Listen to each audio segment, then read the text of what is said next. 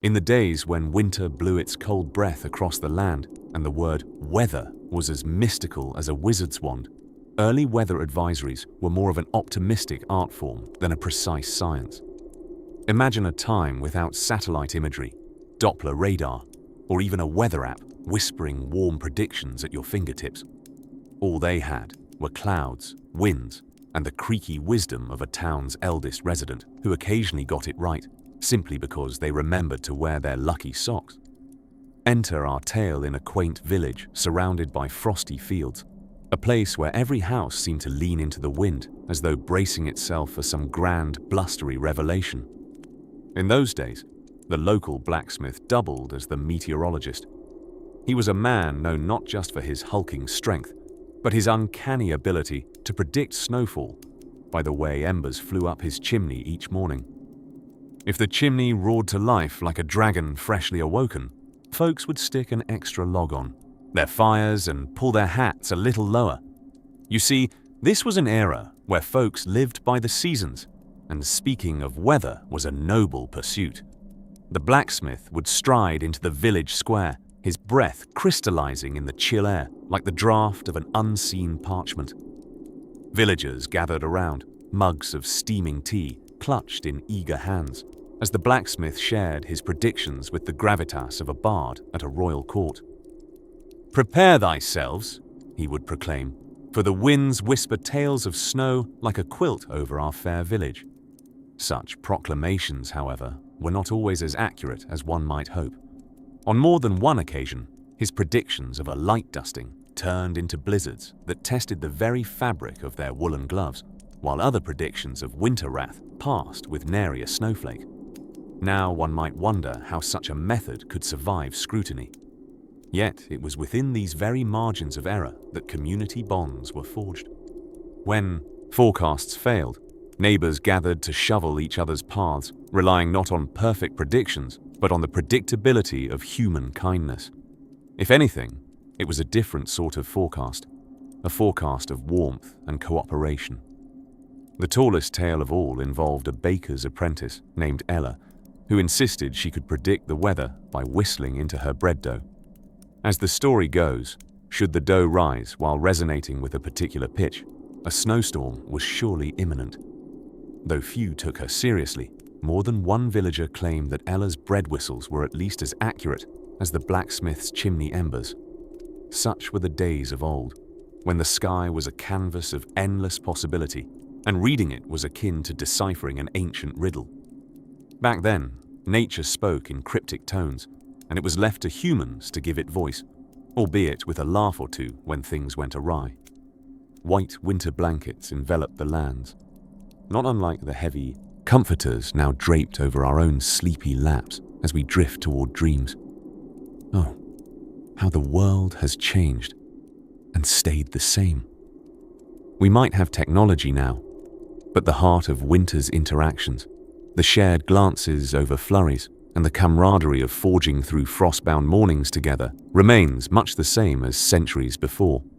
So as you snug under your covers, consider how far we've come and how simple things have kept us close through time. If these stories help you drift off, please subscribe to the channel. It would mean the world to me. And before you fully fade into dreamland, I would love to know where you're listening from and what time it is there.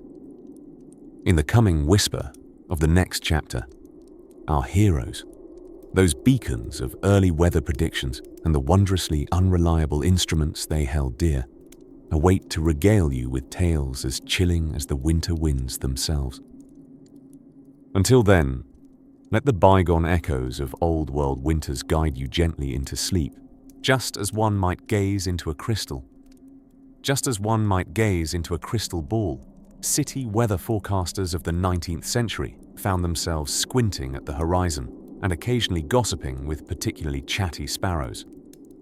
Yes, sparrows, those sky-dancing feathered seers who seem to know far more about the sky's moods than their human counterparts. Imagine, if you will, a time when weather predictions involved a curious concoction of almanacs, aching knees, and the ever-dependable Farmer Hiram. whose bunions foretold snow with remarkable acuity, much to the dismay of local fortune-tellers who lamented his encroachment on their trade. It was a time of charming chaos, like trying to navigate a sleigh through a snowstorm with nothing but a good sense of humor and perhaps a hip flask of brandy for moral support. In this whimsical world, weather advisories were as much a source of local theatre as they were of vital information. Town criers would bellow out from the steps of their villages like boisterous roosters, each proclamation of impending snowfall greeted with a mixture of disbelief and delight. The village blacksmith, it was said, held more credibility than the average crier, thanks to his smoky den doubling as an accidental weather station, forecasting warm fronts via the direction of billows from his chimney. Consider our ancestral citizens, whose anticipation of winter's arrival hung on the wisdom of Goosebones Jenkins, a veritable legend in his own goose-crazed lunchtime. His prized collection of avian ossicles could allegedly whisper secrets of snow depth and wind chill. Whether Jenkins truly possessed oracular poultry powers or simply enjoyed an elaborate practical joke at the public's expense remains one of history's more entertaining mysteries. One best savored with a smile in the comfortable, our warmth of hindsight. Our pioneering predictors also had their first flirtations with science, albeit in delightfully convoluted fashion. Professor Percival Luftschiff, a man whose attempts at genuine meteorological scholarship were overshadowed by his penchant for ever-lengthening scarf wear, once endeavored to map weather patterns using a veritable flotilla of homemade hot air balloons. This airborne flotilla resembled a floating convention of wayward teapots more than any serious scientific endeavor. Nonetheless, his colorful escapades provided not only entertainment, but also a novel form of urban duck-feeding apparatus, as the local park inevitably attracted both pigeons and curious enthusiasts alike. Yet, amid this festival of fortune-telling flocks and balloon-induced befuddlement, there began the rumblings of true scientific inquiry. A growing band of intrepid explorers of the air, whose equipment was less likely to be found in a kitchen and more in a laboratory, began to bring a semblance of order to chaos. Therein lay the beauty of humanity's timeless fascination with weather, equal parts necessity, and a joyous challenge to those who dared make sense of the sky's unpredictable tango. As we meander through the tapestry of time, soak in the sumptuous details of Widow Will Sit, and watch his vivid needlework, cleverly chronicling every major snowstorm as interpreted by 3 generations of cats. Her quilt remains, to this day, a fuzzy yet oddly reassuring historical document recorded in meter and fur by observant feline companions settled in laps warmed by both hearth and heart. Thus, as we gently drift towards tomorrow's tales of those who first attempted to harness this most slippery of sciences, let's settle back into our softest imaginings. Picture the still air of an old town square, covered in snow, every flake a minuscule marvel, and each projection of a flurry, a potent reminder of human curiosity and delight. The stage set, night whispering at the windows, and history's actors tiptoeing onto the scene, ready to make you chuckle, and perhaps steer you into deeper dreams. In an age where electricity was a concept as foreign as flying sandwiches, the realm of weather prediction was akin to reading tea leaves, but less effective and more absurd.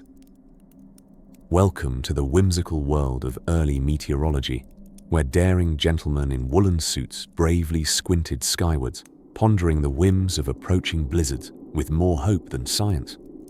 In the dawn of the 19th century, the Scottish meteorologist James Pollard Espy earned the illustrious nickname the Storm King.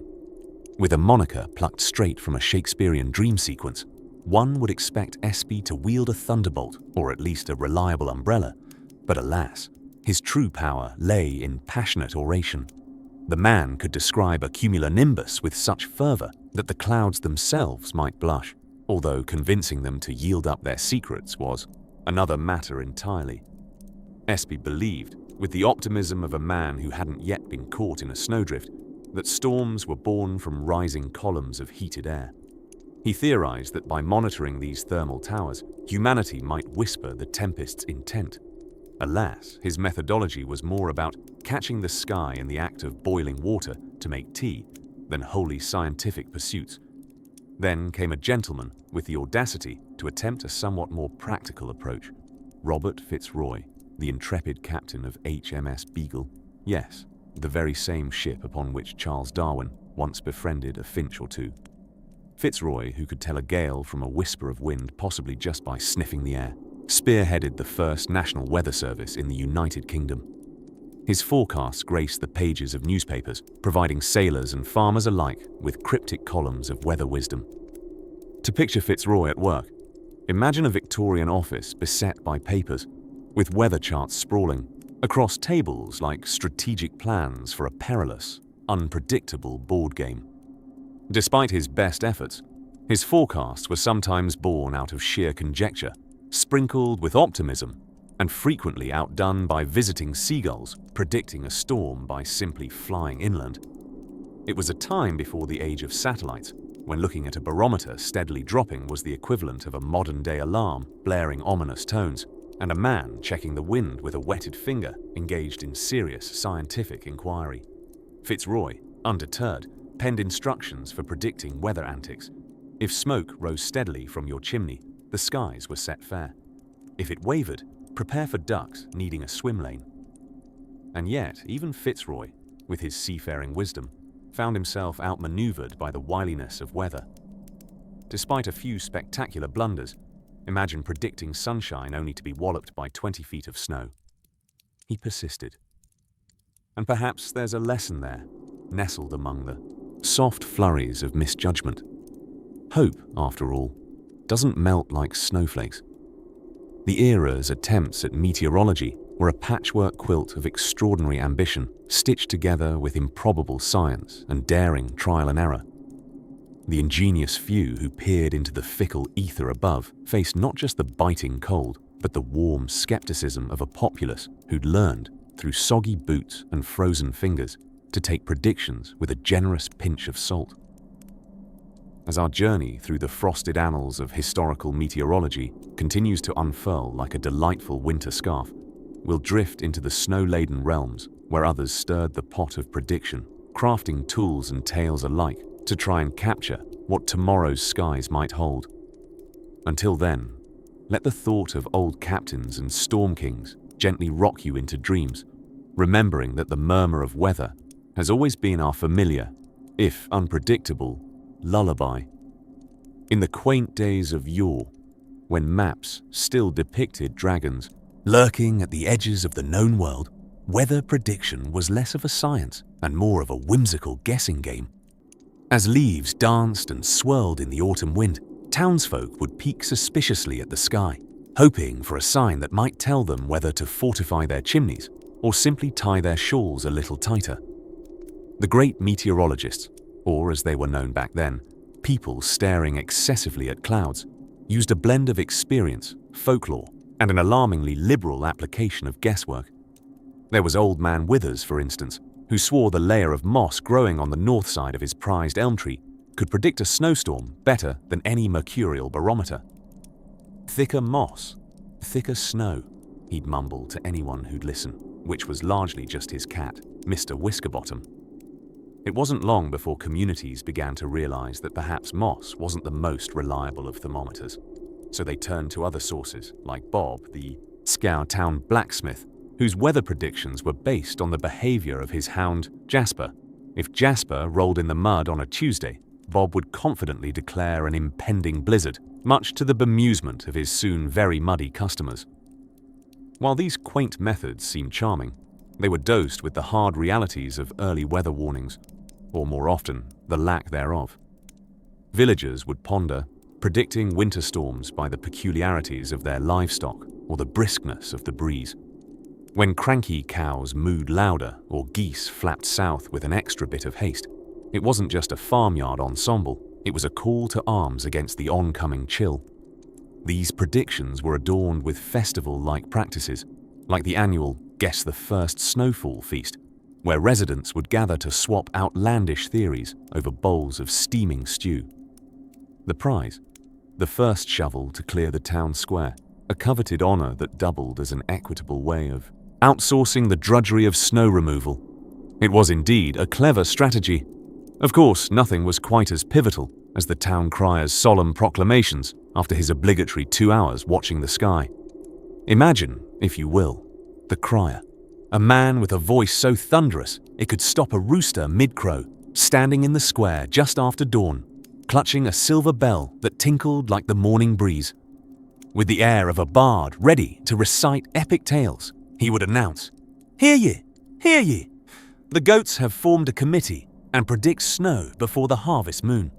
And such declarations were met with nods of stoic acceptance and somewhat of disbelief, for when goats begin forming committees, anything seemed possible, even blizzards in July. Despite their novel practices, these communities weren't entirely without science. They had access to almanacs, those trusty compendiums of cryptic charts and tables that were almost as mysterious as the purpose of a hot water bottle in high summer.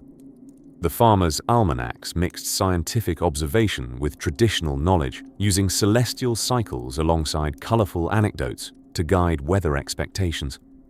Most folks treated these guides with a reverence that stopped just short of inviting them to dinner.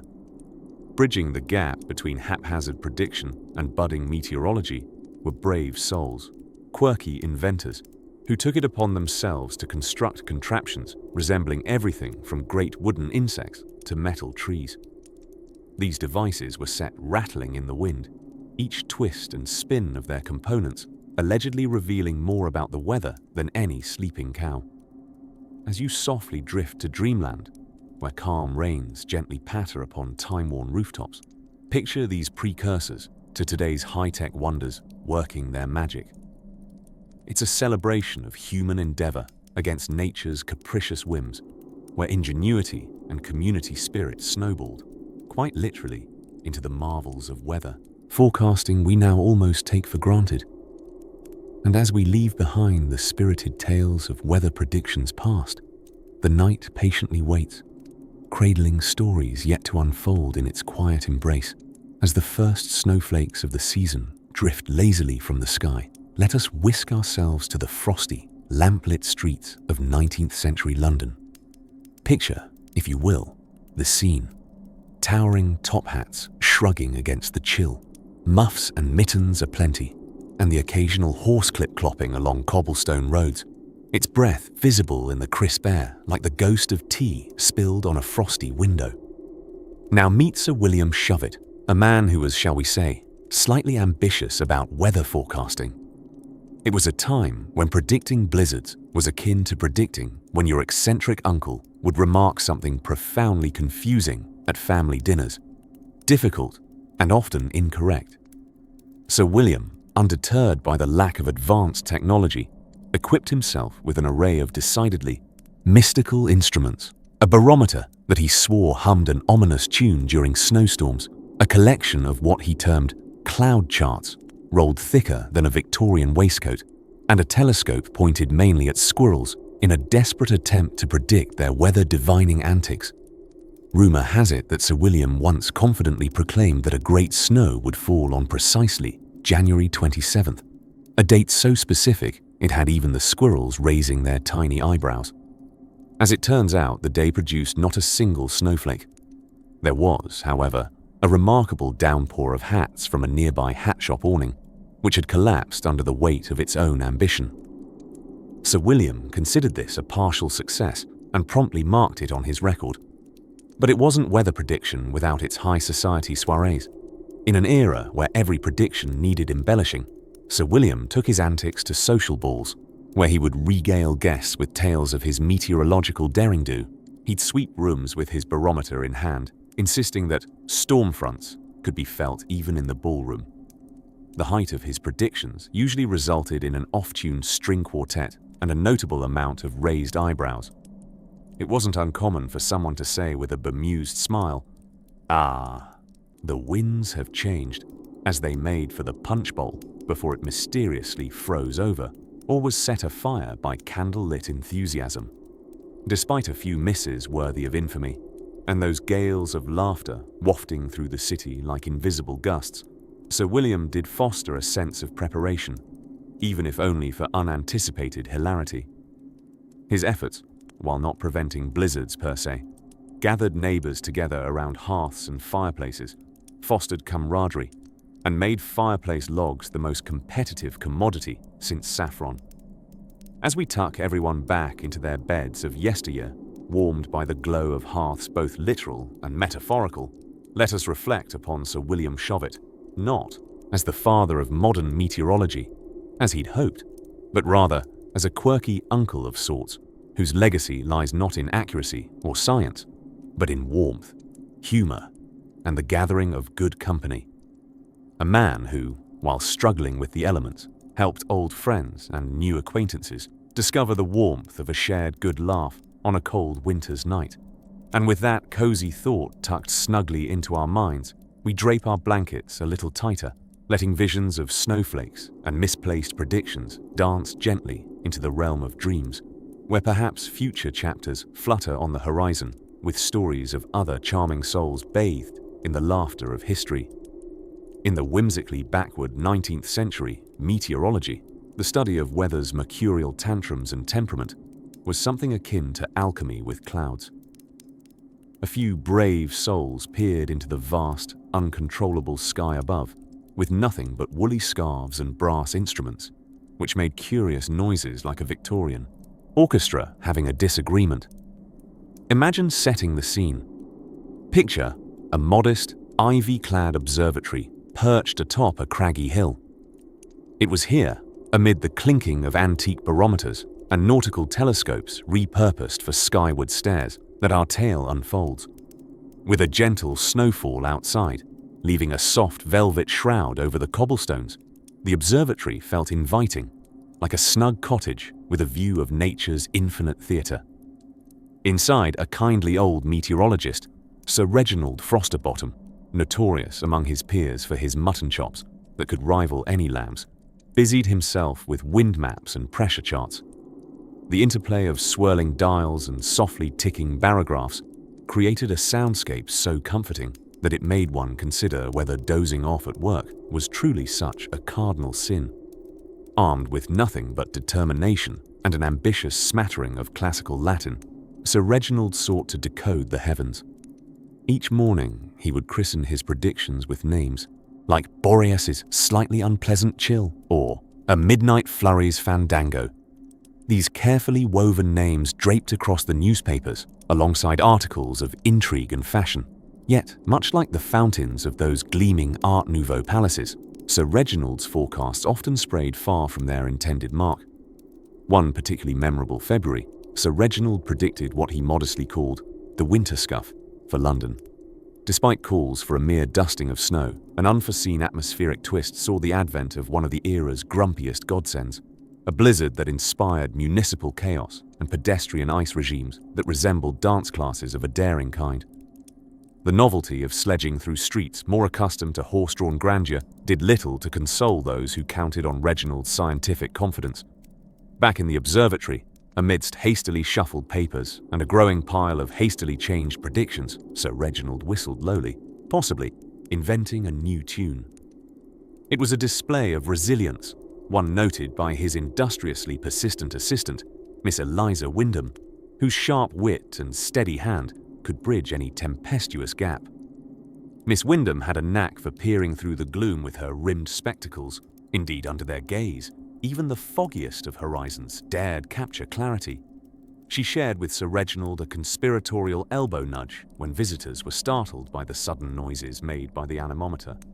Between the rhythmic scribbles of their penmanship and the musical clattering of equipment, they forged an understanding of the weather that rivaled nature's own eccentric display.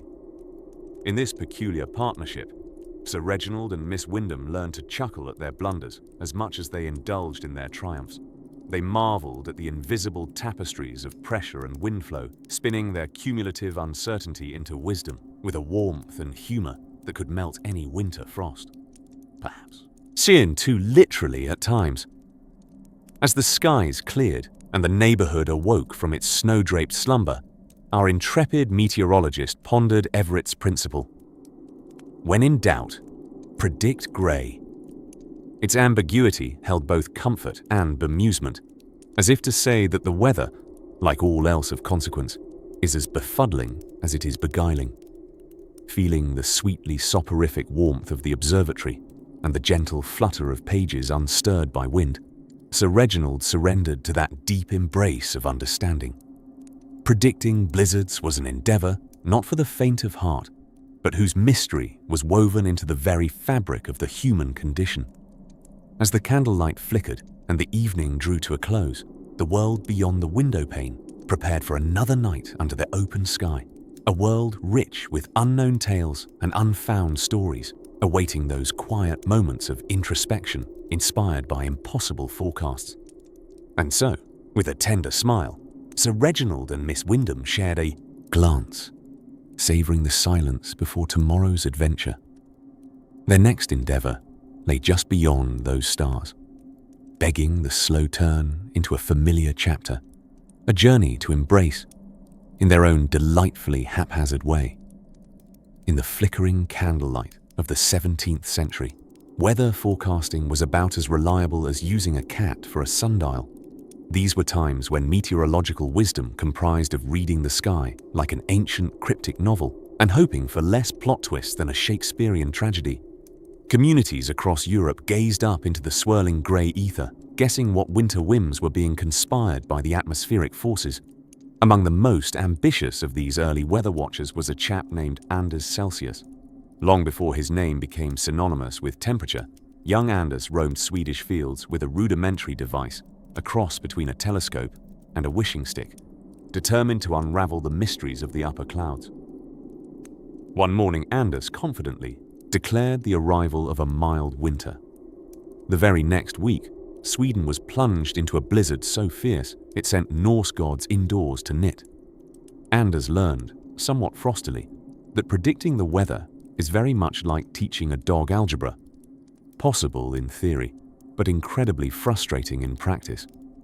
Of course, not all meteorologists were caught in the snowstorm of confusion. Some had the fortune, or misfortune, of using the era's most advanced technology, the weather stick.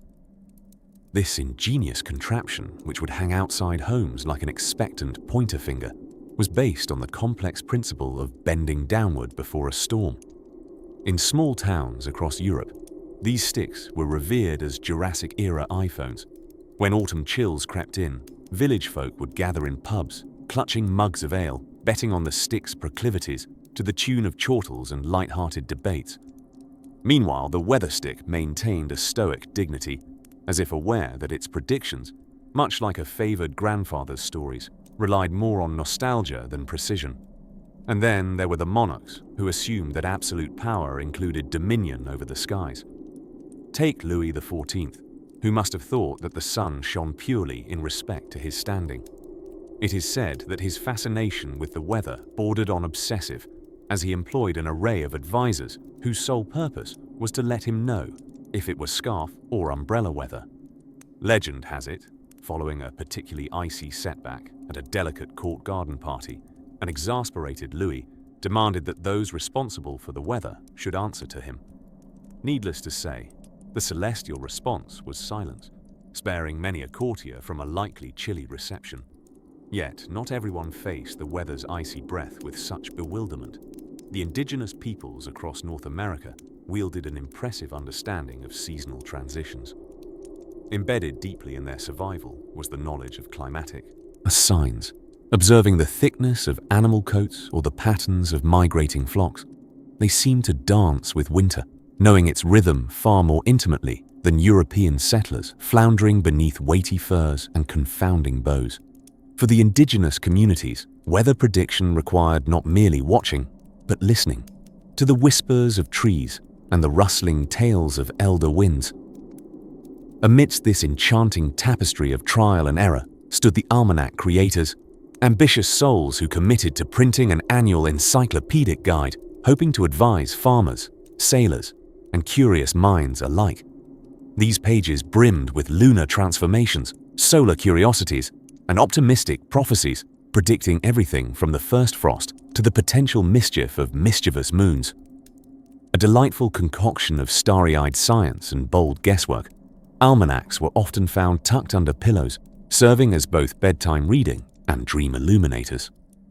So as the silvery moon of another winter night hung softly in the sky, our weather-savvy forebears plotted their whimsical paths through the folly of forecasting, guided by a comical blend of communal wisdom and wishful thinking. Despite the unpredictability, they taught us the art of not knowing, how to embrace the swirling mysteries of nature with a smile and a shrug.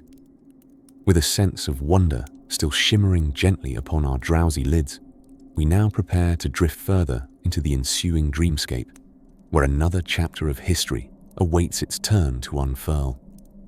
As the winds howled through the narrow streets of medieval London, early weather forecasters were busy trying to interpret the wrath of Mother Nature with, shall we say, less than reliable methods.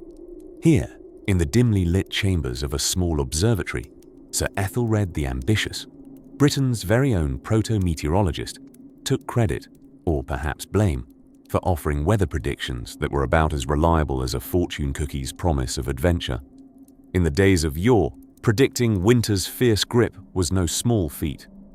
Ethelred, with his long white beard and an uncanny resemblance to a confused wizard, turned to the ultimate tool of meteorological professionals in the 14th century, the trusty pine cone.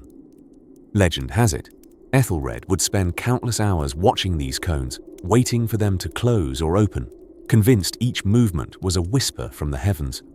Sadly, it was more like a game of wooden charades. One frosty December morning, his pine cones, polished with oil and primed for precision, displayed unusual behavior. Ethelred noted with an air of authority that they had decided to remain shut. His interpretation: a blizzard of epic proportions was imminent. This dire prediction was delivered to the townsfolk through a crier with a rather melodious shout: "Cover your hens and take in your sheets, for the holy chill cometh," as snow began dusting the ground, much to Ethelred's delight or relief. The city prepared. Beggar children fashioned makeshift sleds out of wooden planks, while the elderly offered sage advice on how to best brace one's house with the selective application of hay and good-hearted denial. The mood was tentatively optimistic, perhaps even a little festive, thanks, in no small part, to the earlier predictions having been wrong just often enough to keep everyone hopeful that the winters might just all be a grand misunderstanding. Meanwhile, across the Channel, in the bustling city of Paris, Monsieur Claude Le Flaneur was enjoying his own pursuit of atmospheric inquiries. Claude, part-time weather predictor, full-time lover of brie and baguette, was known for reading the skies with the kind of romantic flair only a Frenchman could muster. His preferred method involved studying cloud formations with the sunny optimism typically reserved for daydreamers. On this particular day, though, his conclusions were muddled by a particularly stubborn croissant crumb which had affixed itself to his monocle. Word spread quickly from the cobbled streets of the British Isles to the lively crossings of Paris, with news exaggerated and embellished with each retelling. Tales of impending snowy tempests fueled local tavern gossip, transforming humble alehouses into epicenters of civilian meteorological debate. Over pints and pastries, heated discussions ensued, albeit with the sort of enthusiasm that people typically reserved for grand sporting events or particularly juicy scandals. So it was that Ethelred's forecast and Claude's cloudy confidences merged into a sort of pan-European winter gala, a shared experience shrouded in suspense and snowflakes. The evening of the supposed blizzard arrived, and with it, a great deal of eager anticipation. Townsfolk peered from behind frosted windows, waiting for the world outside to be swept into a wintry abyss. Children lined up their board games by the fire, and stray cats settled in for long naps, certain that life was about to transform into an Arctic adventure. And then, to the surprise of many and disappointment of few, the night passed with only a few flurries gracing the favorable grounds. Life went on as normal, aside from a few mild inconveniences caused by misplaced sledboards and forgotten promises of warmth. Sir Ethelred, undeterred by another failed debut, returned to his pine cones, whispering sweet assurances that one day they might surprise him yet. As Paris's endowed cafe patrons shrugged, swirled their drinks, and began another round of dessert, Claude Le Flaneur raised his toast to the ever-unpredictable skies above, embracing the uncertainty with typical Gallic aplomb. The night, now clearing, revealed a bright tapestry of stars, hinting that new adventures awaited with the dawn. But for now it was time to sleep, to dream of days when even the most steadfast pinecone might finally reveal more than just a prickly exterior. And so, as the stars twinkled and the world nestled further into its cozy lull, our story drifts softly along with the fall of gentle snow, pausing here for a restful night, ready to awaken anew. As we gently drift into the frosty landscapes of our next tale, imagine a twinkling winter's evening where icicles once stood guard like sentinels on slumbering rooftops. Our story tonight takes us to a simpler time when humans did not have the luxury of glowing screens filled with bustling satellite images or weather apps claiming accurate forecasts. Picture instead, if you will, a scene around 1750, where conversation with nature was an art form and meteorology more of a mysterious monologue than a reliable dialogue. Imagine, dear dreamer, a seasoned farmer named Thomas Jenkins, whose keen eyes were trained on the sky like it was the manuscript of nature's whims. Thomas was better known in his village not for any award-winning style, mind you, but for his uncanny ability to predict the caprices of Old Man Winter closer than anyone else around, by simply sniffing the morning air. Beware, though, he swore by the way, bread dough rose or fell as a top-secret method of prediction. And as outlandish as it seems, villagers swore it was more dependable than any amount of ancestral woolly caterpillars seen crawling. That is, when forecasts did make it to the village's gossip grapevine. Ironically, though, Mother Nature had an impish way of changing moods quicker than one might dare to interpret. We find one such creature of habit in Sir Reginald Weatherbottom, a self-proclaimed amateur meteorologist stationed far north in the windswept shores of Edinburgh. Little did Reginald know that while he diligently logged the temperature of his morning tea, a swift snowstorm, brewing in the realms of Norwegian skies, tiptoed its frosty tendrils closer, without so much as a polite rattling of his weather vane. And so began the northernmost January escapade of 1739, a blizzard of such stealth and vigor it would leave even the bravest of spirits shivering in their peacoats. The storm appeared almost from nowhere, with flurries so thick that it was quite possible polar bears could have waltzed unnoticed through the town square. It seemed, dear listener, like a page pulled straight out of the frostiest chapter of an unwritten snowfolk tale. But let us not underestimate human ingenuity. While Sir Reginald may not have been a beacon of winter preparation, his teacup weather predictions still needing some refinement, the venerable Aunt Mildred of the next village over deserves an honourable mention. Known for her rather avant-garde theories about the correlation between sheep's wool thickness and snow density, Aunt Mildred had stockpiled enough salted herring and oatcakes to feed a small battalion of hungry storm-bound villagers. Yet despite valiant efforts at weather interpretation that could have rivaled any grand astronomer's musings, historical communities managed to thrive in the face of misreading nature's subtleties. Such is the joy of history, wrapped up snugly in these quieter moments, where human resilience and a good measure of humour shine brighter than any starry winter's night. It's heartwarming, isn't it? To think that amidst all uncertainty, there was always a neighbour ready to share their woolly jumper or a loaf of bread, although Aunt Mildred would argue that her herring was quite the superior choice. As you slowly yield yourself to the plush comforts of sleep, think on this. When winter sneaked past Mr. Weatherbottom's forecasts and Aunt Mildred calmly outmanoeuvred the great blizzard of 1739 with herring, of all things, the human spirit remained undeterred. And therein, dear listener, lays the secret warmth of history. Now, as we pull the quilt of our narrative closer around us, let us not worry over the unpredictable zephyrs of another chapter waiting for us. For when hearkening to the tales of yesterwinter whims, we all sleep a little easier, nestled in history's nodding embrace. Fluff your pillow, let the coziness seep in, and the tale shall gently guide you forward as softly and predictably as Thomas Jenkins' Doe, dreaming of the snowy stories yet to unravel in the moonlit chapters beyond. As autumn leaves awkwardly pirouetted to the ground, desperately trying to outdance one another, the quaint towns nestled in the undulating valleys of 18th century Europe began their annual conversation about the winter weather ahead. Like a gathering of amateur fortune-tellers, local sages would congregate in draughty inns, clutching mugs of mulled cider, as if their very warmth could tease out a prophecy from the simmering spice and steam.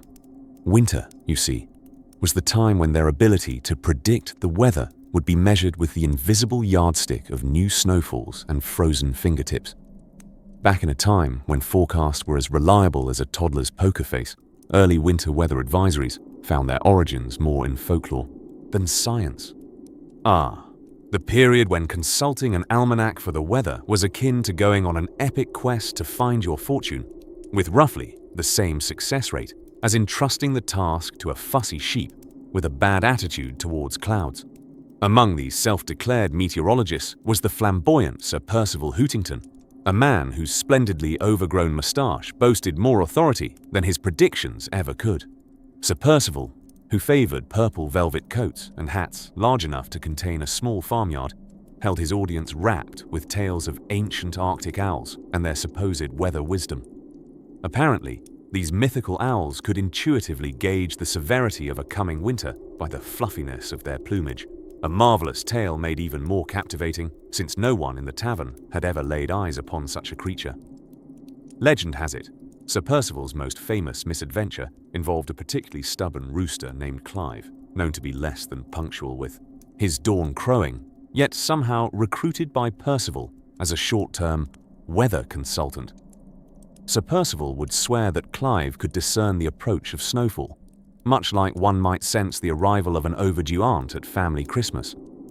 However, the advisory system faltered when Clive inexplicably took a sudden interest in a particularly shiny weather vane, causing Percival's predictions to veer dramatically and without warning, much to everyone's amusement and occasional consternation. In the hushed marketplace, weather lore blossomed with the affectionately remembered sayings, "If cows lay down, expect rain. If kneeling, expect snow. And if they lie in the granary, expect nothing. They just want oats." Superstitions and suggestions were shared with the same sincerity as secret family recipes, simmering gently in the warmth of crackling fires and sputtering candlelight.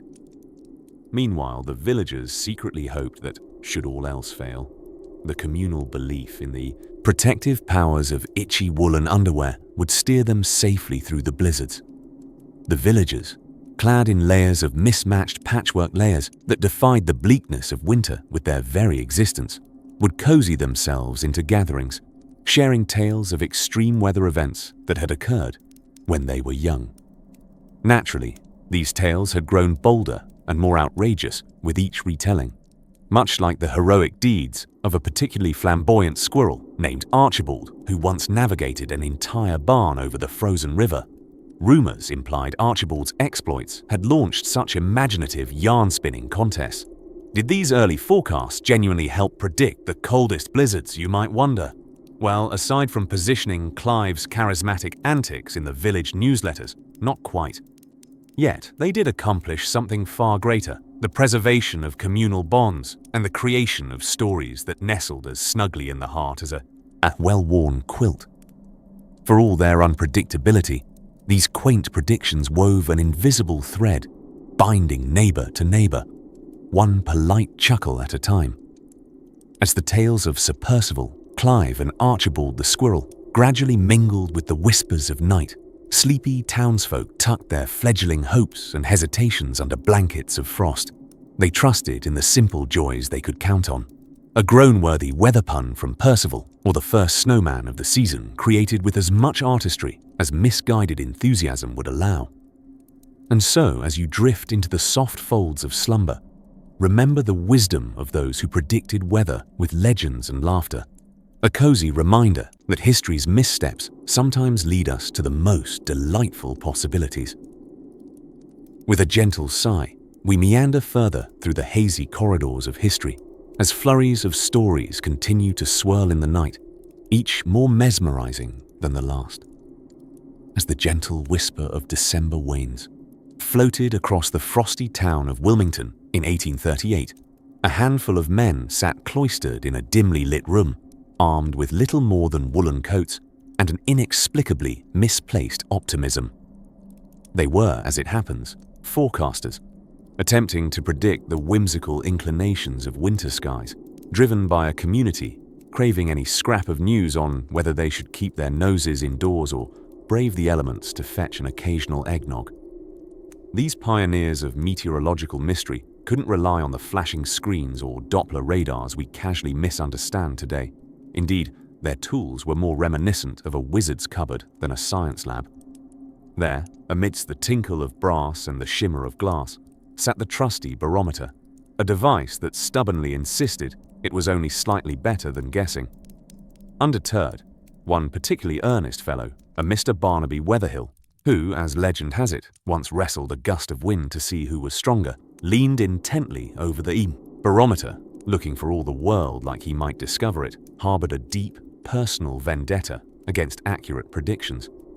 Nearby, a companion whose name, Reginald Frostbite, by an unfortunate twist of ancestry, suggested an inexplicable connection with chilly temperatures, diligently pored over a pile of hand-drawn weather maps. These ranged from polygons that loosely represented storm paths to something that suspiciously resembled his Aunt Myrtle's knitting pattern. With such earnest focus, you'd be forgiven for thinking that sooner or later, someone might accidentally predict the upcoming blizzard simply by aimlessly pointing at the crudely sketched clouds with his shivering index finger. The conversation in the room drifted much like a snowflake in a gentle breeze, effortlessly shifting from the peculiar behavior of cumulonimbus clouds to the best remedy for frost-nipped toes, a topic that never failed to elicit supreme eloquence from the absent-minded professor. Chilly Bottom, a man of few practical certainties, yet passionately engaged with an impractical number of hypotheses, he described in soporific detail a regimen involving warm pig's feet and a precise rotation of knitted toenail covers. On this particular winter's eve, perched with a robust cup of steaming mulled tea, both for encouragement and marginal anesthesia against the bitter cold, these stalwarts of meteorological enterprise devised a rather novel approach to convincingly reassure the local folk. A makeshift warning bell, rigged from Mrs. Weatherhill's long-abandoned pots and pans, was to be struck whenever weather conditions seemed peculiarly ominous, or indeed, when the local inn ran out of rum, the latter being of equal social importance. As they sat there, peeking through the frosted panes to catch a glimpse of the snow's subtle waltz under the moon's glow, whispers of doubt crept into the edges of their thoughts. However, seasonal hope sprang eternal, or at least, echoed till spring, and so they predicted confidently, though fashionably late, the brewing storm that would descend with enough fervor to blanket Wilmington in a frosty embrace, tighter than Aunt Myrtle's Christmas sweaters.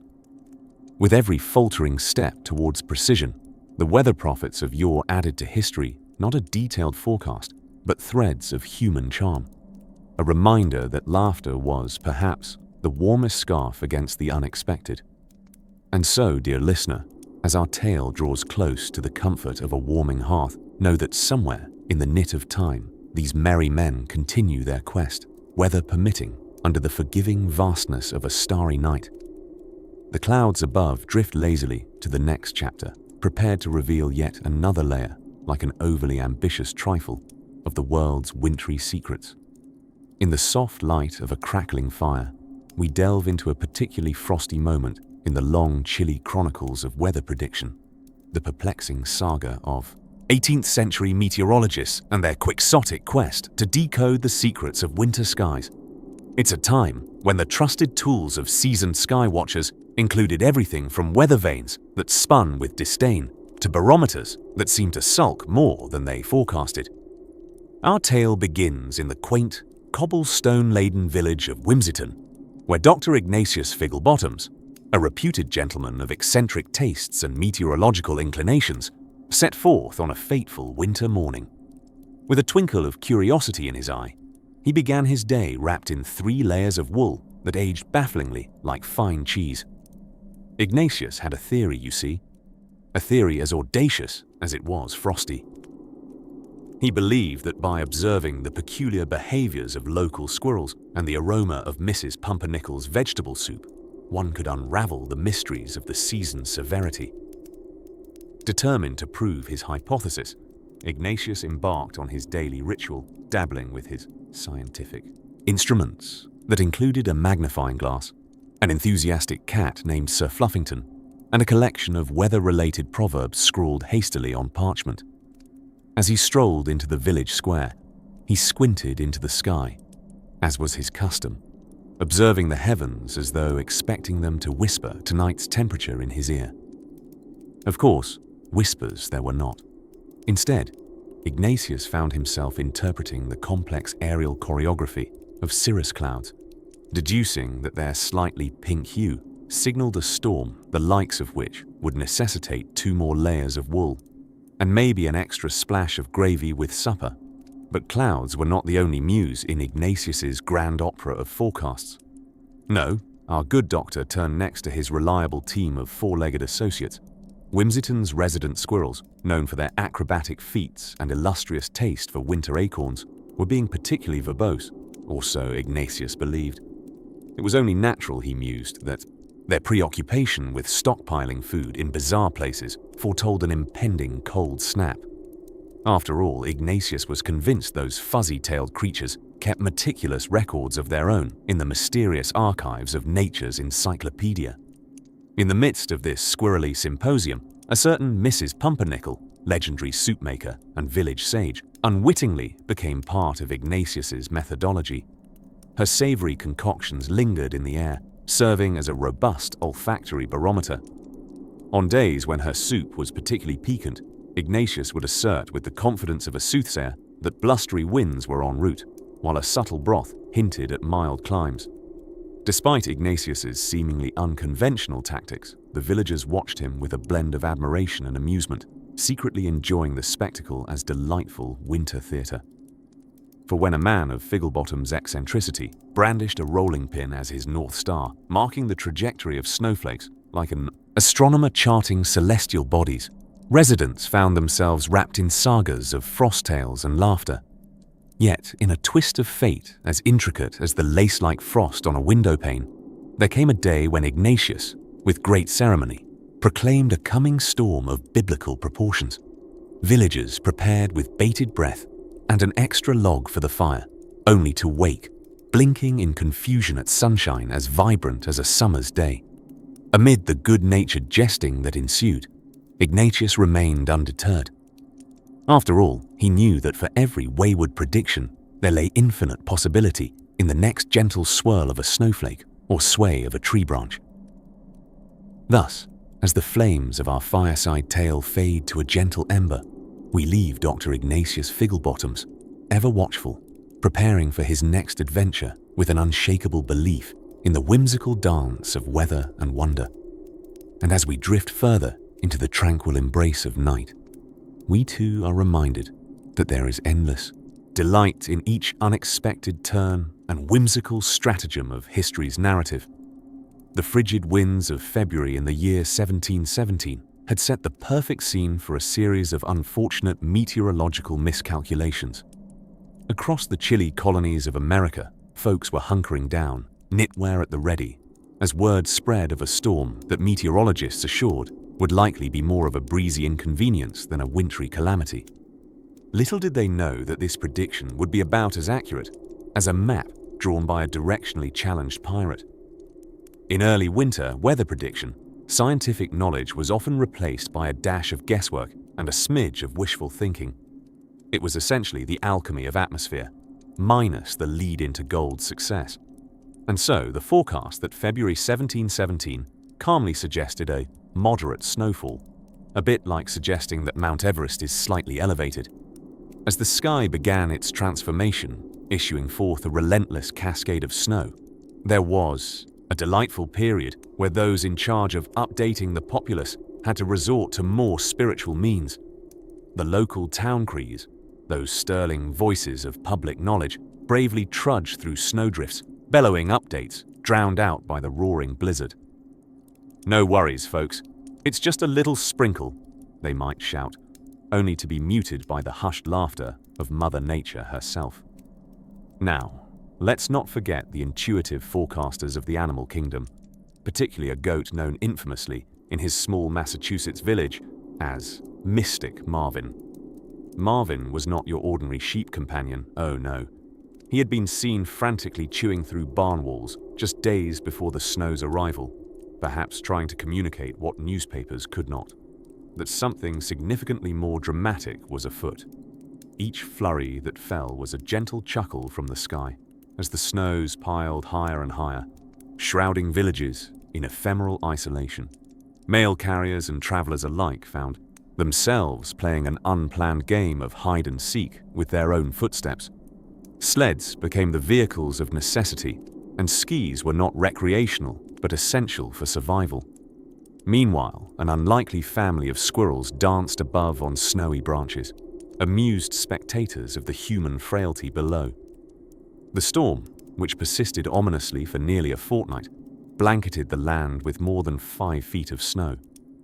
It transformed everyday life into a delightful pageant of problem-solving creativity.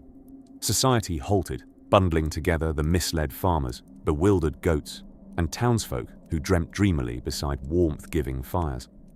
It was during this great snow of 1717 that the inadequacies of early predictions were laid bare, inciting not only a sense of awe for the unpredictability of nature, but also a rare chance to connect, not just with one another, but with a universal sense of cosmic humor.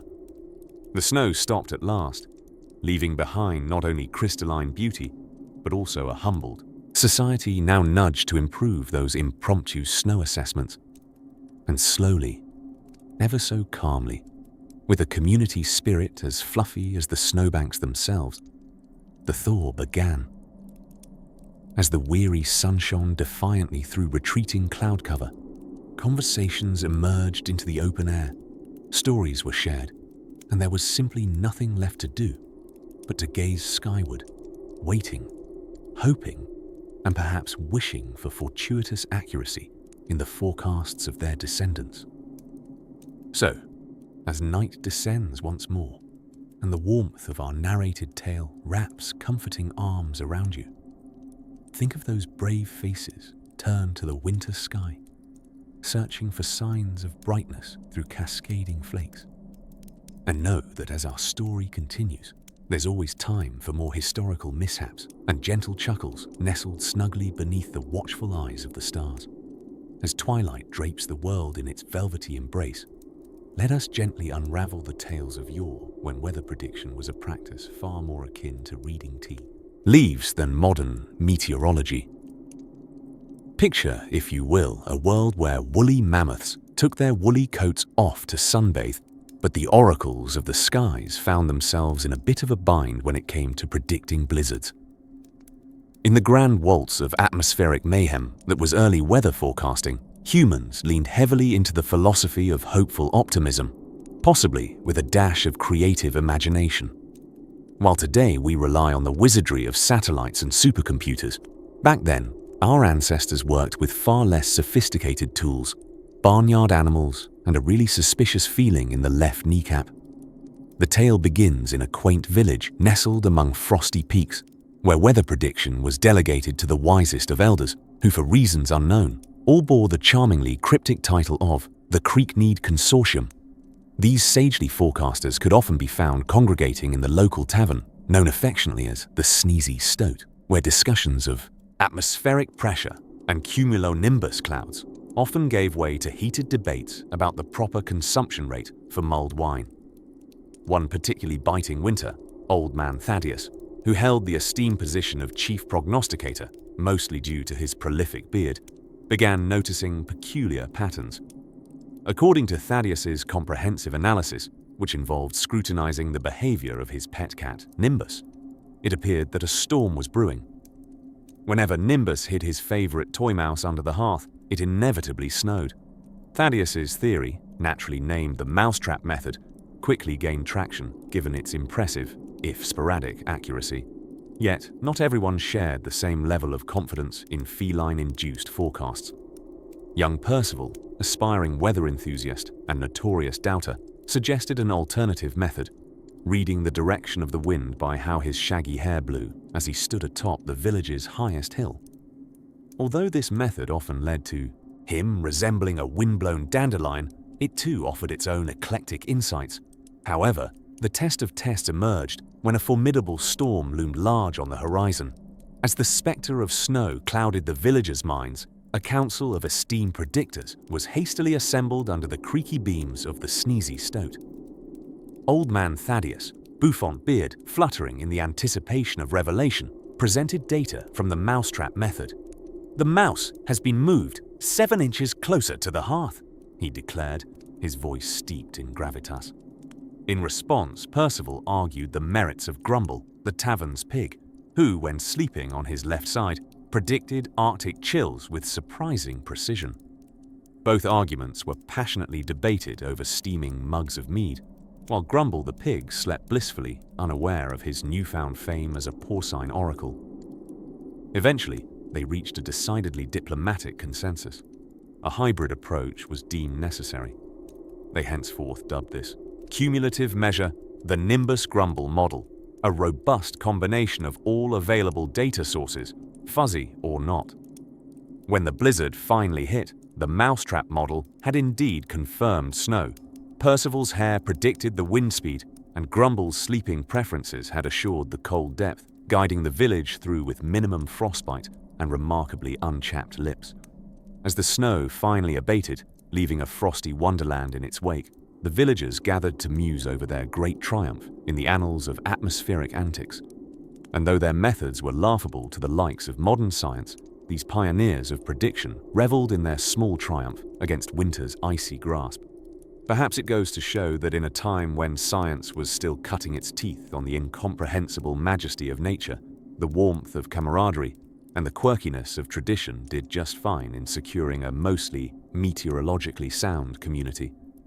As the curtains of night draw closer, let your thoughts drift gently into the realm of dreams, where even Grumble the pig might nuzzle beside a hearth, surrounded by whispers of long-lost blizzards and the mischievous dance of snowflakes under a watchful, starry sky. In the days of yore, when towering woolen bowler hats were all the rage and sending a telegram felt like the height of human achievement, predicting the weather was akin to divining the future from the entrails of a particularly uncooperative goose. It was a world where meteorology was more of a poorly guided suggestion than a science, and weather advisories had all the accuracy of a carnival fortune teller. And so, as we adjust our imaginary monocles, we find ourselves wandering into the tale of the Victorian winter forecast, a phenomenon as baffling as it was bemusing. The early meteorologists, a merry band of hopefuls armed with little more than barometers, an excess of enthusiastic guesswork, and perhaps one too many woolen layers, embarked on their quest to master Mother Nature, only to have her quite literally blow them off course. Take, for instance, the exquisitely blustery winter of 1895. A polar vortex snuck in like a thief in the night, robbing towns of their mild winters and leaving them in a cold, breathless stupor that only an unexpected, follows-on-cue 8-foot snowfall could induce. The residents of quaint hamlets, let's say Little Snoring, a fictional echo of English pastoral life, found themselves fascinated not with the fluffy, feathery snowflakes twirling down serenely, but with the telegrams hastily nailed upon town notice boards. These weather bulletins, grace notes of befuddlement wrapped in the elegance of 19th century prose, contained predictions so general they could be applied to most weather events one might dare to encounter. Tomorrow, expect perhaps some weather, or none at all. Do ensure to dress appropriately, should there be reason. As these postcards of inaccuracy found their way to the public, one could only imagine the various levels of discontent and amusement they inspired at breakfast tables across the land. Mr. Thackeray, buttoned into his finest morning suit, bespectacled and ready to tackle the day, might read aloud to his family, "Prepare for a hardy deluge from the sky, though which form of precipitation may decide upon falling remains a mystery." Meanwhile, the eccentric yet impeccably coiffed Mrs. Pucklethwaite, having deciphered said telegram with something akin to disbelief, decided to carry an umbrella, a sun hat, and a pair of Wellington boots on her daily perambulation just to cover all her bases. After all, being caught unprepared in the elements was far less fashionable than lugging an eclectic collection of accessories. Imagine the townsfolk huddled around their fires with mugs of cocoa, sharing laughter as they recalled the great snowstorm of 1891. Telegrams had arrived late. Presumably, they had been braving the blizzard themselves. They warned. An alarming threat of snow looms, impending mischief probable.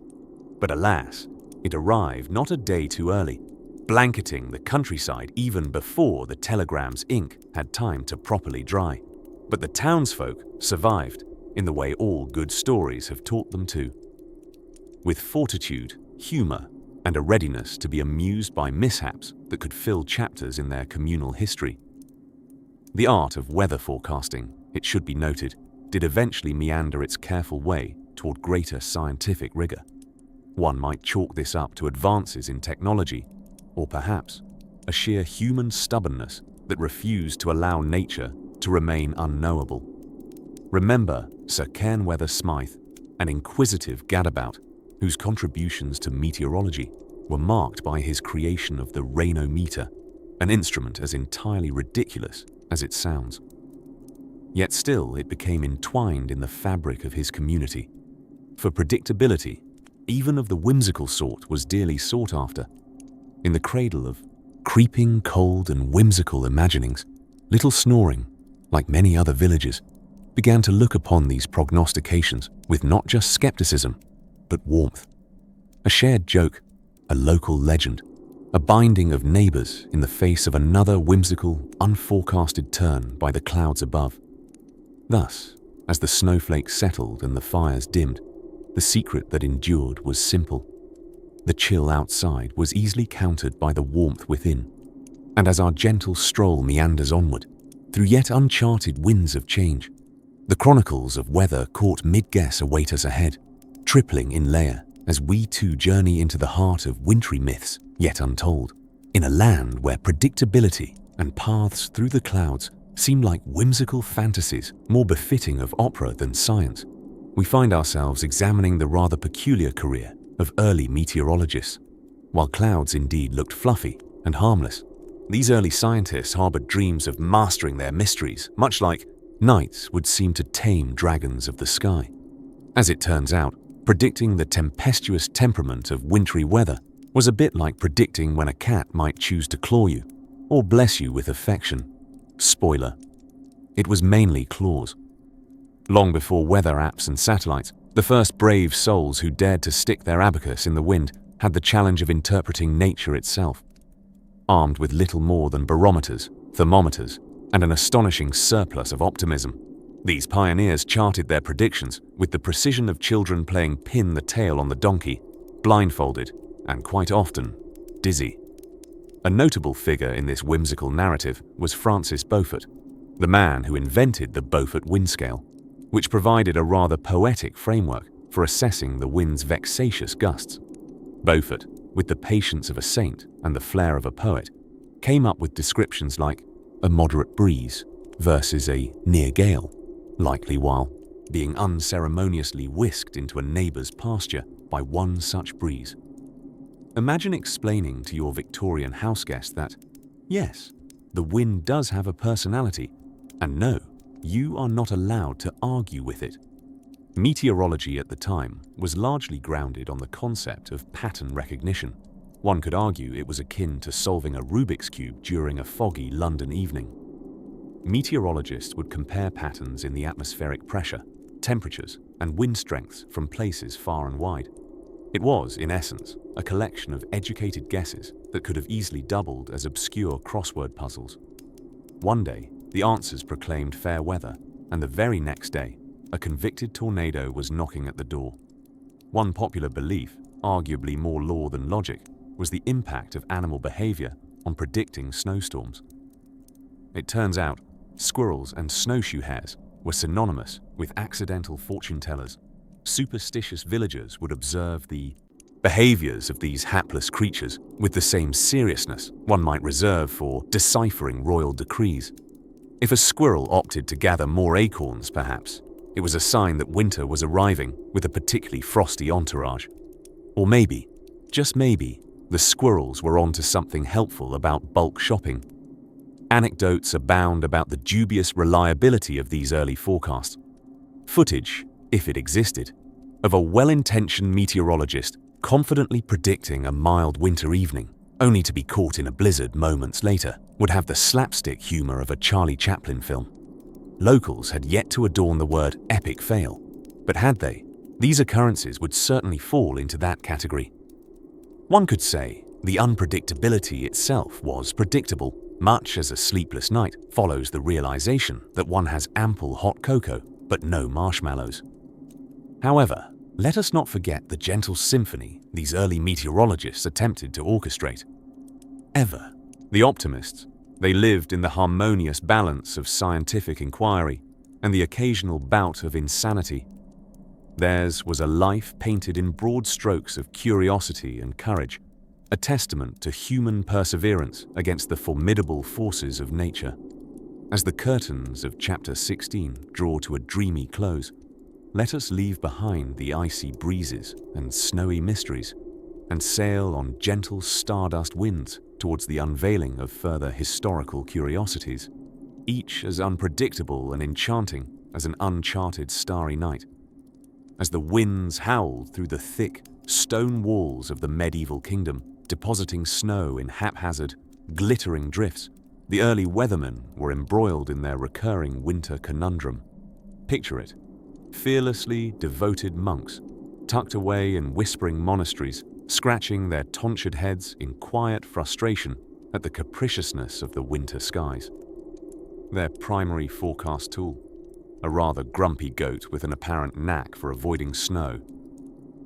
These touchy monks, who had sworn oaths to quiet contemplation and community service, found themselves equally committed to the somewhat more puzzling task of interpreting the bleats and shivers of their furry farm companions.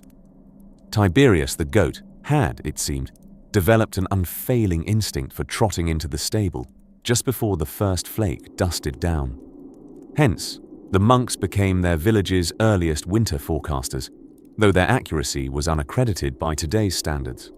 After all, local wisdom had it that if the goat had gone to bed, you'd best do the same. The abbots, bless their patient hearts, had long classified this forecasting method under divinely inspired, which, in those days, was a catch-all term for anything beyond their understanding. Even so, despite Tiberius's apparent resignation to divine callings, he never signed off on snow prediction without some apparent displeasure.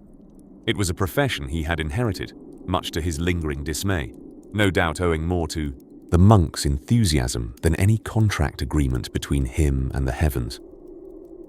Meanwhile, in the bustling heart of the Renaissance, somewhere between a canvas splashed with vibrant, flowing colors and a sonnet whispering sweet nothings into the future, another curious group of European intelligentsia decided weather should be approached with the same inventive spirit they applied to everything, from painting the ceiling of the Sistine Chapel to composing the first operas.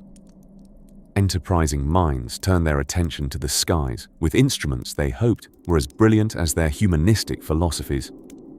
Giuseppe Galileo, an ambitiously distant relative of the famous astronomer and well known for his haphazard moustache, crafted weather vanes out of repurposed churros, much to the delight of pigeons and bakers alike. His method, while somewhat flaky, found approval at food fairs, even briefly sparking a trend of edible meteorology no one saw coming. In the meantime, the Sator Scandinavian folk had their own perspective on the matter. Viking descendants watched their ancestors' exploits evolve into folk tales, deciding that when their woolly tunic-clad kin had handled frozen voyages across treacherous waters, a little snow prediction ought to be a breeze. They took to using a method they insisted was part of their legendary legacy, the gust test, a practical process in which one threw one's finest helmet into the air, interpreting its descent and landing as a sign from Thor himself. The smoother the spin, the softer the snow. The wobblier, the worse your winter would be. Conveniently, It also allowed for checking helmets for leaks while they were at it. Thus, these enterprising and peculiar souls painted the canvas of early weather prediction with every shade of innovation, half-guess, and erudition they could muster in the time of woolen socks and soup pots.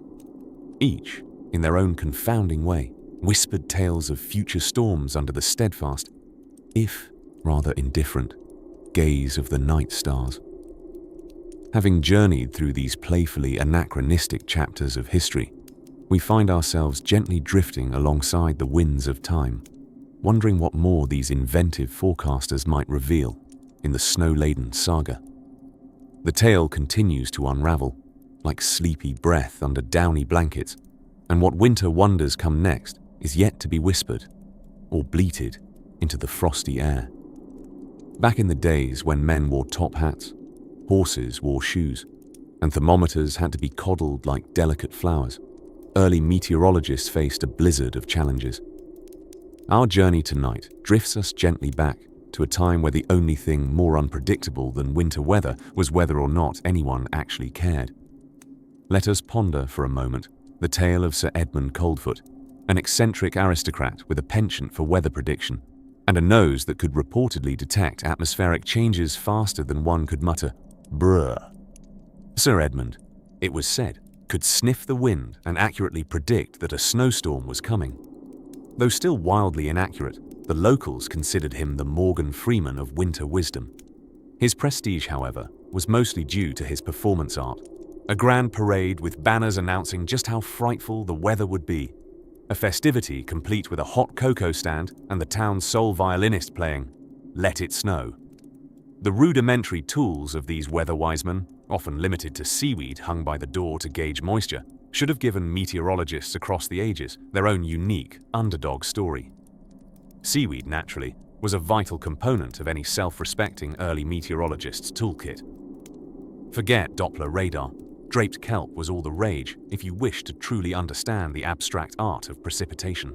Locals would poke the seaweed to see how clammy it felt, or keenly inspect, as the tabloids would put it, foretelling whether or not they'd need to forego fashion for fur-lined fate that winter. But what of those who sought scientific credibility in this whimsical weather wonderland? Enter the Tinkerbell of temperature takers, Admiral Percival Springleaves, the inventor of the double-mitten drift detector, an innovation so delicate and impractical that even the grandest hands in Europe refused to wear them. Now these mittens weren't merely gloves, they were high-fashion statements, proofed against the petty grievances of winter.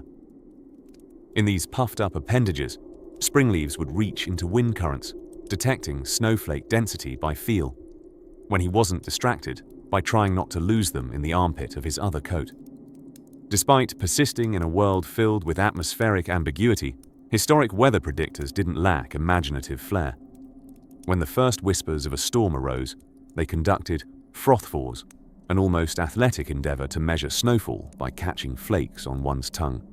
This was not only scientifically dubious, but also rather unhygienic in a world prior to modern dental hygiene advancements. Nevertheless, it became quite the rage at aristocratic winter balls, an entertainment almost as seductive as charades, with far more dignified hat-wearing, of course.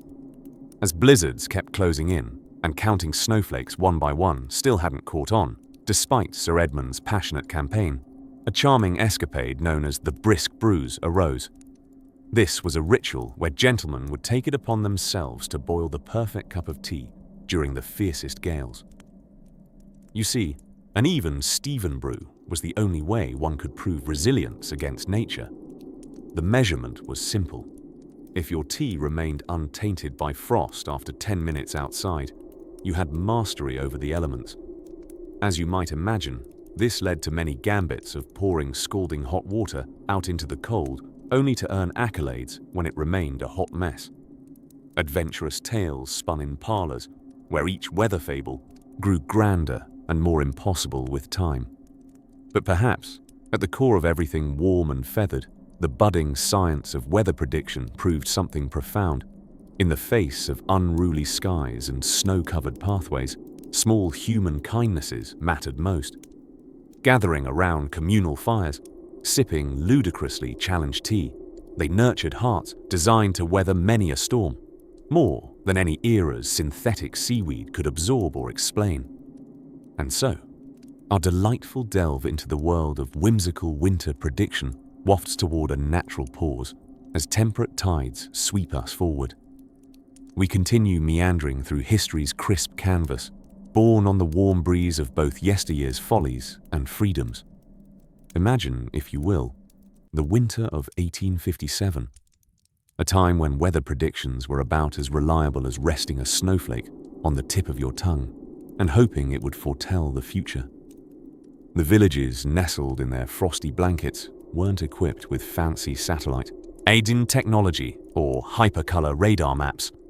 They relied on an eclectic mix of gut feelings, woolly caterpillars, and the peculiar ability of Granny Mildred to sneeze dramatically 3 times before the first snowfall. She was wrong, of course, 2 out of 3 times, but her sneezes were so endearing that no one had the heart to tell her otherwise. You see, the pursuit of weather prediction was, quite literally, a hot, or rather, cold topic. Take, for instance, the case of one Ripley Fitzhugh, a man who fancied himself somewhat of an atmospheric Sherlock Holmes.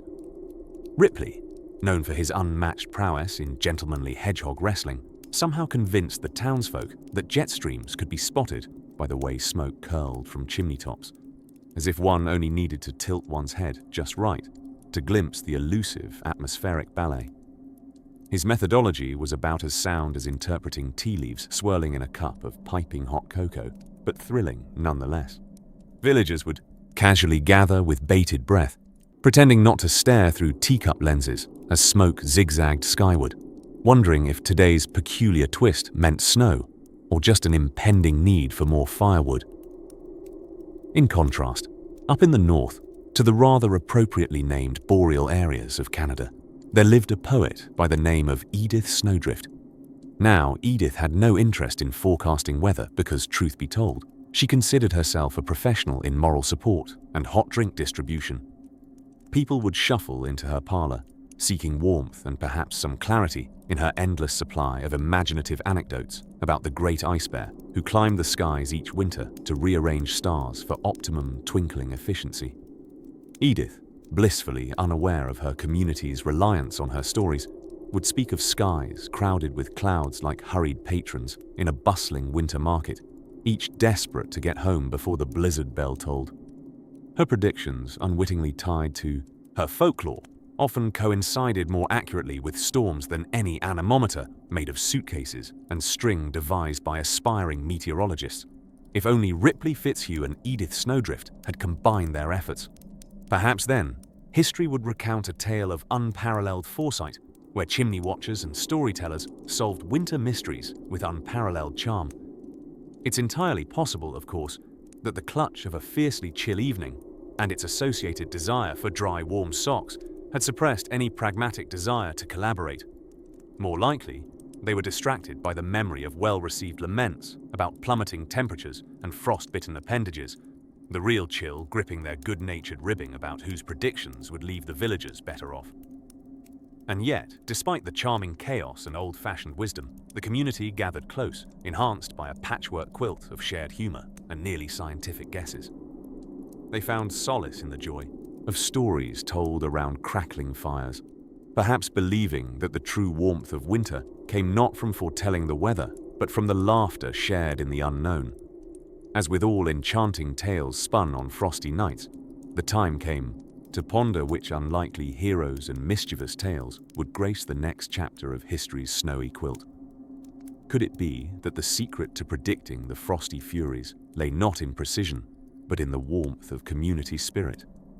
And there remains a question floating gently on the cold air, delicate as a snowflake, daring and drifting toward the realm of dreams. What captivating forecasting adventures and curious souls might still be discovered when imagination dances with history's whimsical winds? In the frosted embrace of an impending winter, cast your mind back to a time when divining the weather was less science and more sorcery. Let's cozy up to the dimly lit chambers of the 17th century weather sage, a figure who, arguably, could make IKEA assembly instructions feel straightforward. Imagine, if you will, the grand halls of a weather-worn manor where the esteemed Lord Barometer Tickenheart resided, a man known across counties not for his actual understanding of meteorology, but rather for his extravagant mind allure and his ability to predict the weather based solely on observing if his haystack leaned intensely to the east or passively sighed to the west. In the moody twilights of October, Tickenheart, a connoisseur of peculiar hobbies, would entertain his guests with indoor sports of weather guessing. Of course, the term sports here refers not to athletic pursuits, but rather the hurling of questionable predictions into the ether. Not unlike butlers launching knives at images of rival lords, one could only hope with less dire consequences. His prowess in weather prophecy was reputedly unparalleled. With sycophants surrounding him, he would gently breathe onto an apple and theatrically inspect the condensation patterns as though divining runes in the clouds. His loyal audience, a curious mix of villagers, traveling tinkers, and those who had merely lost their way, would lean in, hushed whispers swirling like the very mists he claimed to command. "Ah, a mild winter," he would declare with depraved courage when confronted with a moist northern pippin, translating its dewy sheen into an interpretation supposedly fit for a king. Of course, this particular assertion may have been joyously proclaimed the same year snow decided to colonize the hallways of his manor. As you might gather, imagination was as potent a tool as any parchment-bound almanac. Radiating something akin to confidence, he would peer into the supposed abyss of nature's whims, continually surprising even himself with his predictions, an internal mystery ongoing through the ages. Tickenheart, for all his wiles and the grand theatre of his weatherisms, met his match one blizzardous eve. His reputation of hay-like gravity rested on his supposed resolve in a pending winter calamity. The day was crisp, and the suns at dawn gilded the frost upon meadows with deceptive warmth. Yet, amidst the nodding approval of woolen-clad peasants, a singular pigeon, with airs too high for mere crumbs, landed upon a well-polished sundial and warbled a note so out of tune with the textbooks that Barometer Tickenheart was left aghast. "Doom from the west," he stammered, a sudden conversion as astonished expressions around him tilled the shallow furrows of trust. With eyebrows raising in synchronized awe, he assured the crowd that indeed, the pigeon was a harbinger of epic snowfalls, its suddenly fluffed plumage covying his visceral dread of deep frozen rivers. We may consider this a rather weathered precursor to modern warnings of polar vortices, though thankfully from less theatrical sources. As night oozed into morning and drifts rose quick as suitors to a dame of fortune, Tickenheart marveled that he had, perhaps for once, unveiled a truth hidden behind nature's veil. Yet, in the feathery harshness of reality, his legacy lay not in perfections of predictions, but in the art of telling them. A noble folly that reached the hearts as surely as the snow reached their mid-thighs. Dear listener, as our tale continues onward, settle deeper into your dreams, like those restful snowflakes nestling into the cottage eaves where Sir Pigeon heralded its storm, and our narrative breathes anew in the forthcoming chapter, as the last autumn leaves whispered their goodbyes, dancing delicately to the ground like amber-colored confetti. We drift back to a time when winter weather predictions were less a science and more a curious art of well-intentioned guesswork. It was an era of wide-brimmed hats and even wider skepticism, where the term weather forecast was taken with a grain of salt, or perhaps an entire salt shaker. Picture this: a quaint village tucked away in the countryside, where the local weather sage, a gentleman whose beard seemed long enough to have witnessed all 4 seasons in one single stroke, was considered the paramount authority on atmospheric affairs. Armed with nothing more than his trusty barometer, an ancient device that looked as if it might double as a miniature time machine, he would gaze thoughtfully at the sky, stroking his chin with a knowing nod. "Ah, it smells like snow," he'd declare, his pronouncement as concrete as the fluffiest cloud. Of course, to him, everything smelt like snow, which naturally added to his impeccable reputation of accuracy. 3 out of every 100 times. In these olden days, people relied on the wisdom passed down through generations, such as the behavior of animals or the direction a cow might point its tail, with a particularly odd emphasis placed on groundhogs and their shadow play predictions. The townsfolk, bundled in layers of wool, eagerly listened as the old sage spun tales of the coming cold, their trust in his musings forever unwavering. After all, who could forget the year of the infamous chicken feather snowfall prediction? A legendary blunder where a misplaced pillow fight presumably started a flurry of excitement rather than any real precipitation.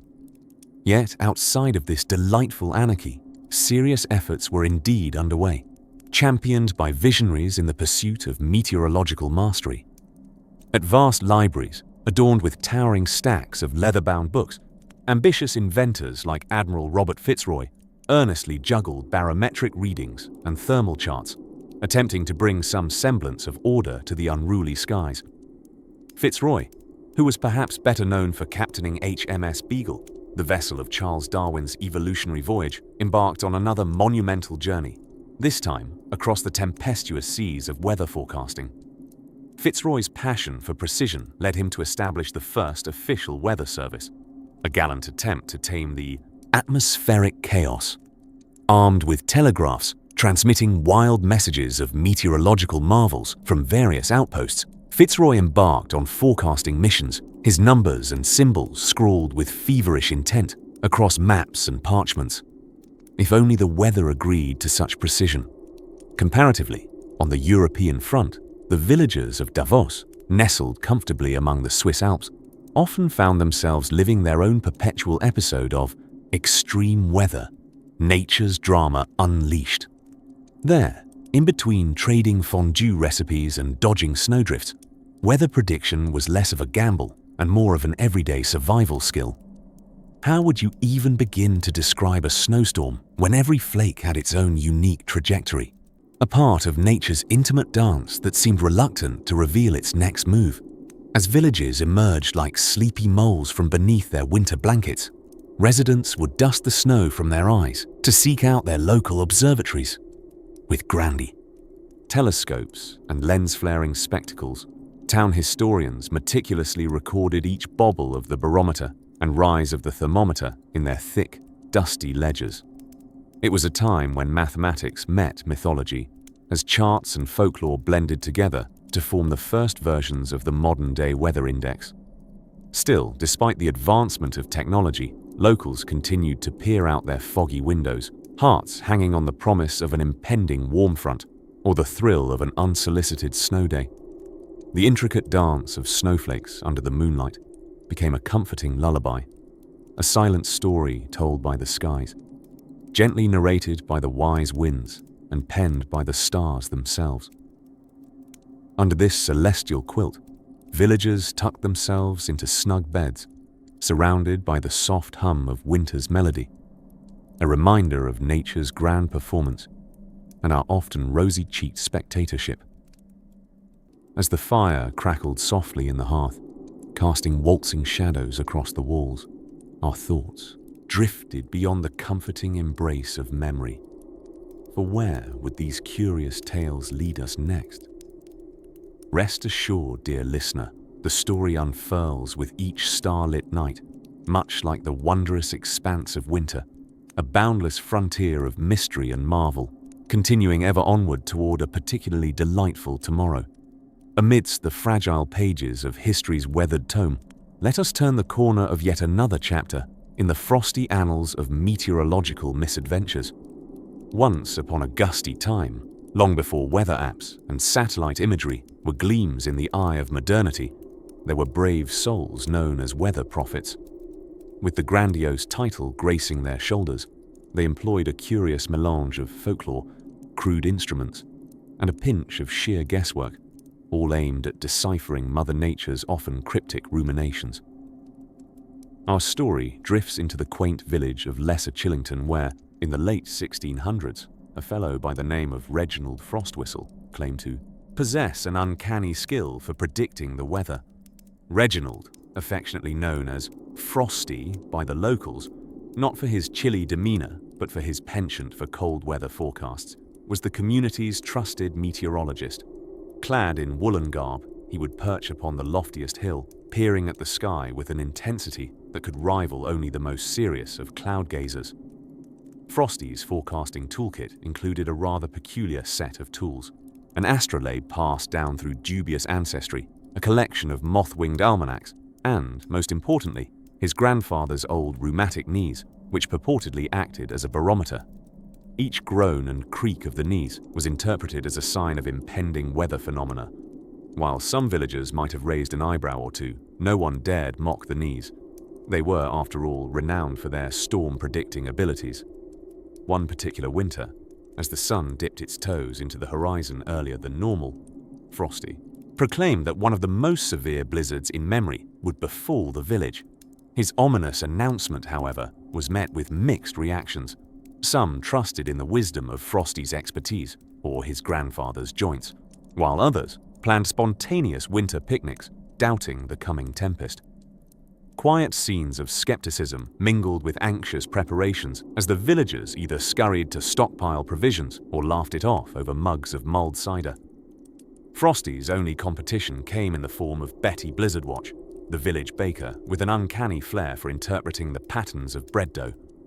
Betty asserted that the shape of her rising yeast could predict weather just as deftly as a cirrus cloud could foretell clear skies. On this wintry occasion, her bread had risen in the shape of a sun, a firm indication, she argued, of continued fair weather. The village soon found itself divided. Were they to heed the near-mystical calls of the rheumatic knees, or trust the sun-shaped loaves? The night the predicted storm was set to arrive, Lesser Chillington was cloaked in an unusually serene hush. It was one of those silences that often hides behind the anticipatory whisper of snow-laden skies. As if taking its theatrical cue, the weather took a dramatic pause, neither delivering the promised blizzard nor displaying the sun-dappled warmth foretold by Betty's bread. Villagers gathered at their foggy windows, eyes peeled for the snowflake soldiers marching in from the heavens. Eventually, as the night deepened, the heavens sent forth a gentle dance of snowflakes swirling about in leisurely pirouettes, blanketing the village in a soft, comforting sheet of white. It was certainly no blizzard, yet neither was it the sunshine of Betty's bread. As the villagers drifted into sleep, covered by feathered quilts resembling the gentleness of the snowfall, they realized that perhaps the beauty lay not in the accurate prediction of the storm, but in the community's warming camaraderie, sparked by the expectation of it. Meanwhile, Frosty, with a touch of warmth in his heart and a humble acceptance that even knees can exaggerate tales, sat quietly checking his almanac by the glow of an old lantern. His thoughts were a gentle breeze steering toward tomorrow, thankful that not everything needed to be known, as some uncertainties serve only to enrich the stories shared in their aftermath.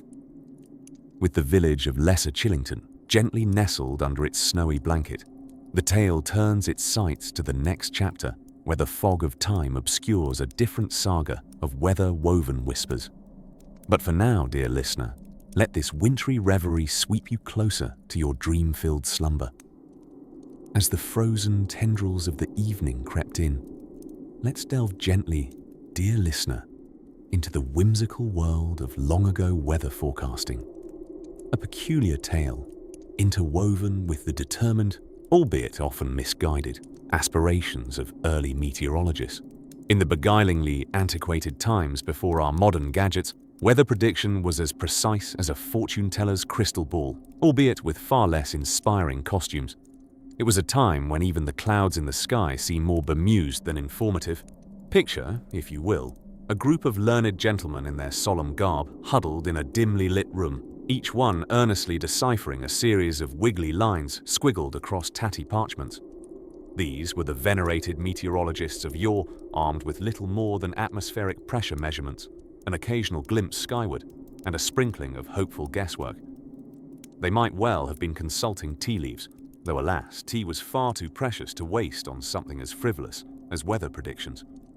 Now the significance of correctly predicting a blizzard was something not lightly dismissed, much like today's anticipation of a weekend sale. For one, an intense snow squall could spell doom or glory for townsfolk, debating the virtue of attending a church service versus staying cozily indoors by the fire. Lo and behold, if the fireside won, entire congregations may have been led to apocalyptic thoughts, or worse, a disgruntled sermon.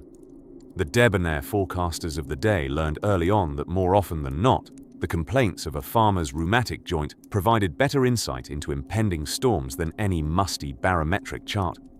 Folks might mumble about the predictive powers of science, but Aunt Gertrude's aching knee in the end became the gold standard for gauging snow-heavy skies.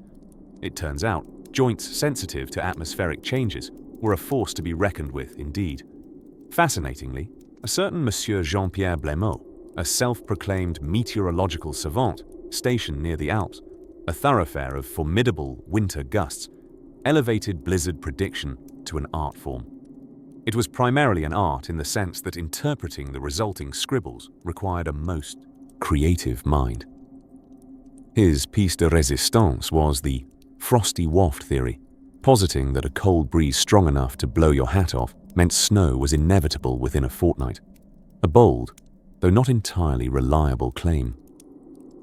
Meanwhile, across the Channel in England, there was a particular interest in linking celestial happenings to the whims of winter weather.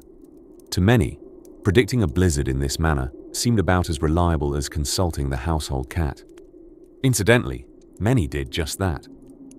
Felines, it appeared, with their innate propensity to settle atop the warmest fireside pillow, demonstrated an uncanny knack for mansioning themselves away from winter's chilly breaths long before humans discerned a thing.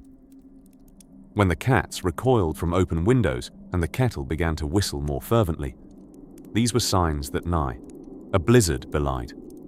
However mischievous and murky these early efforts appeared, those spirited souls were unwitting participants in the grand, egging tapestry of evolving meteorological science. For all their dodgy predictions and questionable models, their musings unknowingly laid the groundwork for the sophisticated meshes of satellite data and computer algorithms that guide us today, like a GPS for storm clouds, except these clouds, dear listener, look down from the firmament with knowing smiles.